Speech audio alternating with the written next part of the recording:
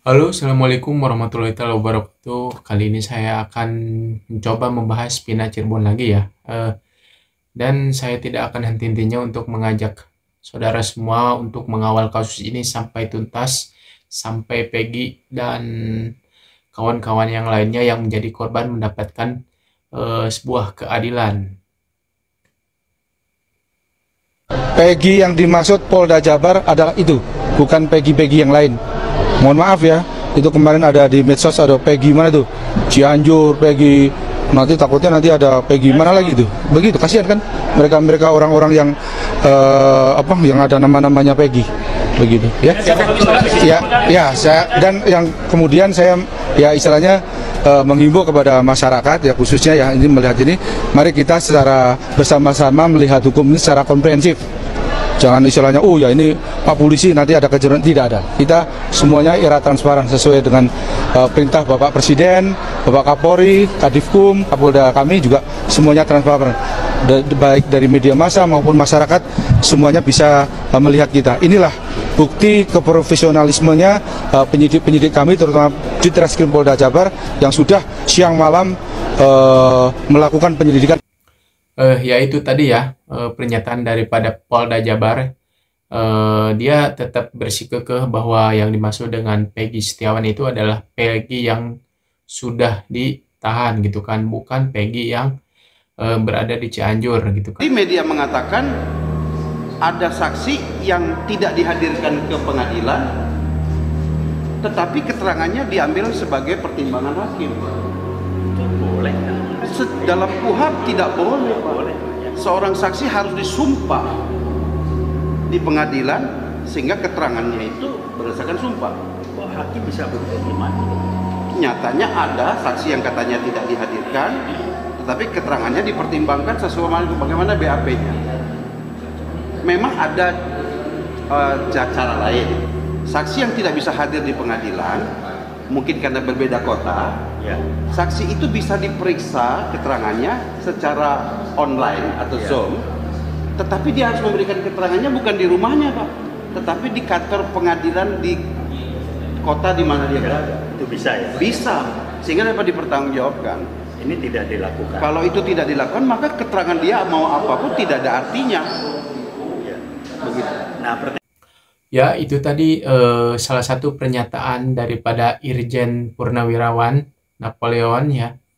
Dia menyatakan ada seorang saksi yang keterangannya dipertimbangkan oleh hakim, padahal si saksi ini tidak ada di dalam ruang persidangan gitu kan.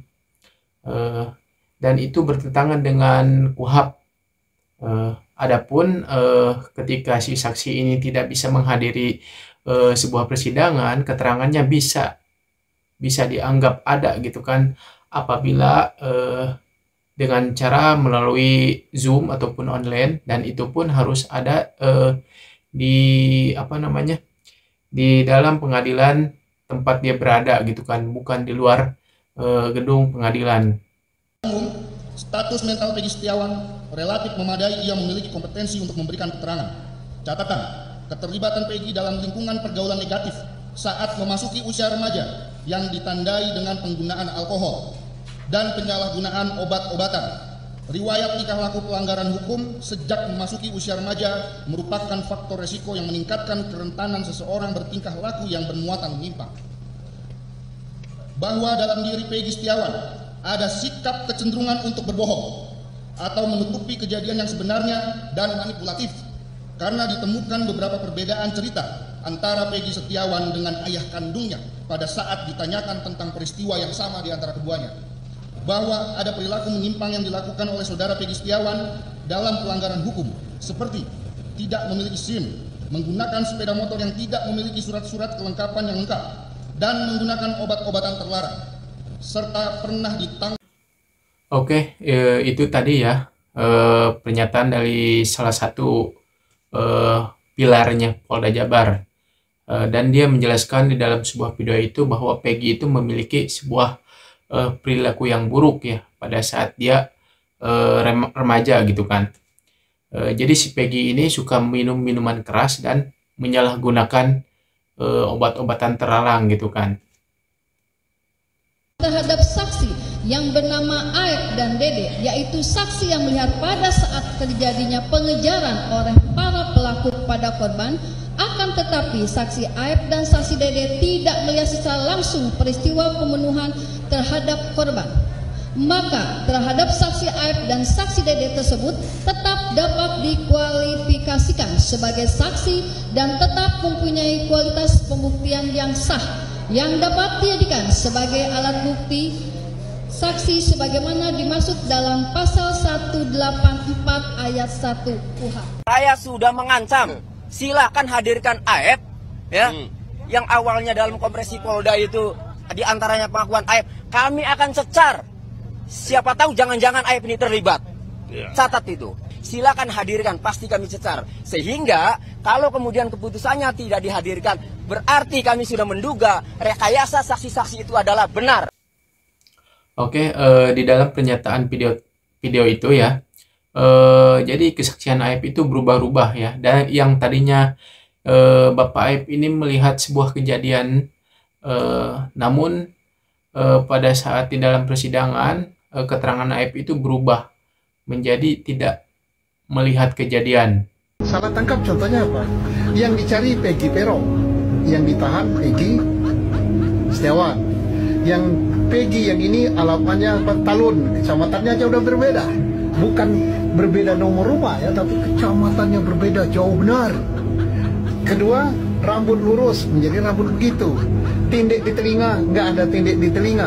Kemudian pada saat tanggal berapa sudah diketahui Peggy ada di Bandung, Polda juga ada di Bandung, 8 tahun nggak ditangkap. Nah kenapa? Nah ini menimbulkan tanda tanya, artinya ini hakim mohon betul-betul di dalam menyidangkan pra-peradilan nanti yang teliti, yang benar, karena ini disorot seluruh Indonesia. Saya juga polisi, saya sangat menjaga martabat daripada marwah Polri. Saya tidak mau Polri salah tangkap, saya tidak mau Polri menghukum orang yang tidak bersalah.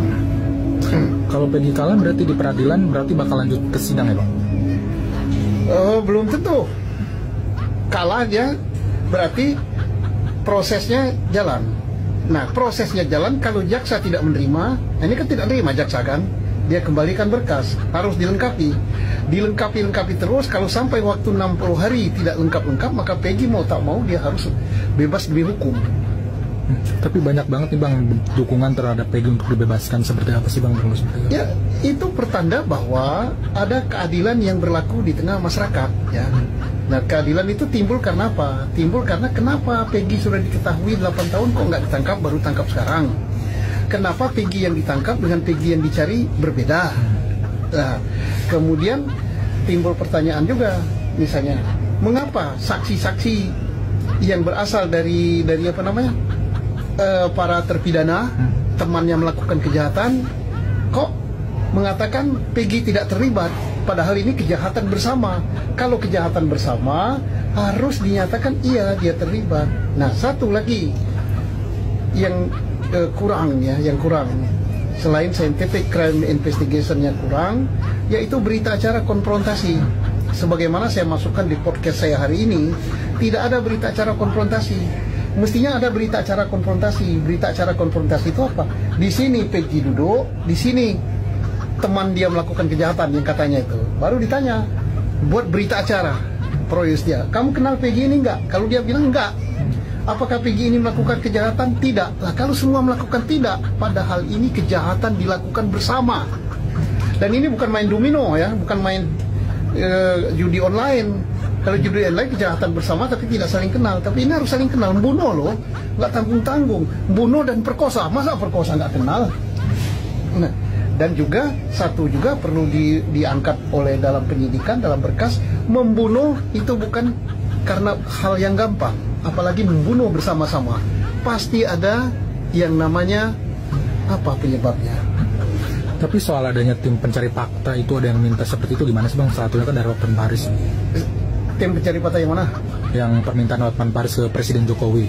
Ya bisa-bisa saja, tergantung Presiden. Kalau Presiden menganggap bahwa examination yang dilakukan oleh Polri, termasuk Propam, terus apa namanya, Irwasum, itu dianggap kurang, ya Presiden bisa. Nah, supaya Itu tujuannya bagus untuk menambah kepercayaan masyarakat kepada Polri. Nah, misalnya diisukan sekarang bahwa Rudiana tidak bersalah. Itu isu kan? Betul. Tapi belum ada statement resmi apakah iya Rudiana tidak bersalah. Misalnya Rudiana menangkap para tersangka padahal dia bukan reserse, apa tidak bersalah itu. Nah, kemudian Rudiana dituduh mengarahkan saksi dan sebagainya, apa tidak bersalah itu. Kalau benar tuduhan itu ya, kalau benar ya, catatan ya, saya tidak tahu di dalam, karena yang beredar di media sosial itu yang dilakukan Rudiana. Benar apa tidak itu? Kalau tidak benar tuduhan itu, maka Rudiana tidak bersalah. Tapi kalau tuduhan itu benar, berarti dia salah. Ya, itu tadi pernyataan daripada Susno Aji ya, Pak Susno Aji. Dia menyatakan bahwa Peggy yang saat ini ditahan atau dijadikan sebuah tersangka, ciri-cirinya itu berbeda jauh dengan apa yang ada di dalam daftar DPO gitu kan. Peggy yang saat ini ditahan itu rambutnya tidak keriting dan telinganya juga tidak bolong gitu kan. Dan Pak Susno Aji juga mewanti-wanti jangan sampai penyidik ataupun polisi itu salah tangkap, karena dia harus menjaga marwah daripada polisi itu sendiri.